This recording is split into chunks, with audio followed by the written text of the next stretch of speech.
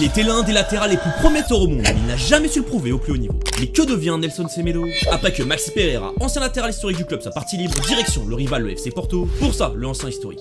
Benfica avait André Almeida, mais il n'était pas une valeur sûre, fallait de la concurrence. Et Benfica, qui avait comme projet à ce moment-là de pousser le centre de formation, quoi de mieux que de faire confiance à un de ces jeunes. Et comme vous avez compris, ce joueur est Nelson Semedo. Alors qu'il devait être de base qu'un simple remplaçant à André Almeida, le coach de l'époque, Rui Vitória, étant fan du jeune portugais, l'instaure en tant que titulaire indiscutable dès le début de la saison.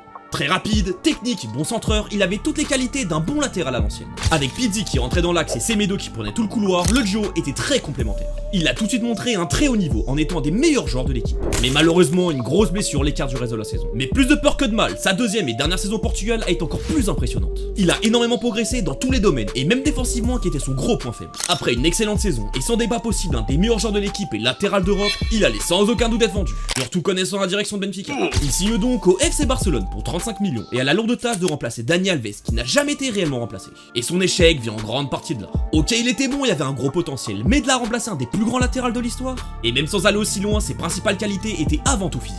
Il se débrouillait techniquement, mais là on parle du Barça de Messi, Busquets, Iniesta et Xavi. Techniquement, fallait vraiment faire partie de l'élite, sinon t'allais être déclassé. Et c'est exactement ce qui s'est passé. Malgré quelques fulgurances, Semedo a été un gros flop du FC Barcelone. Et la seule grande image que la majorité des gens ont de lui, c'est l'humiliation contre Davis pendant le 8-2 contre le Bayern. Il est donc un des plus gros symboles du pire match de l'histoire du Barça. Mais pour être juste dans l'analyse, il n'a pas non plus été aidé par ses coachs, qui ne le comprenaient pas et qui ne cantonnaient qu'à défendre alors que c'était un pur latéral à Benfica, comme je vous expliquais. Mais malgré ça, il a indéniablement été un flop, et après 3 saisons Barça, il quitte le club. Et le déclassement est fort. Il est parti direction Wolverhampton, qui est un club du ventre mou de première ligue, et ça a pris du temps à démarrer. Sa première saison n'était pas très convaincante, mais depuis, il est revenu en très bon niveau. Tellement qu'il a même été le joueur de l'année 2024 des Wolves par les supporters. Et cette saison, il était l'un des latérales les plus solides de première ligue, et une vraie valeur sûre. Ce qui lui a même donné un retour à la Célestin, et est toujours à un bon niveau quand il joue. Tellement qu'il était proche de faire un retour à Benfica, son club formateur. Et aussi à l'OM, ça aurait été un très bon choix. Mais malheureusement, il demande un très gros salaire. On verra donc quelle sera sa prochaine destination. Mais bref, je suis sûr que si Semedo ne serait pas parti au Barça, mais dans un club de première ligue qui correspondait plus à ses qualités, il serait devenu un des meilleurs latérales droits au monde.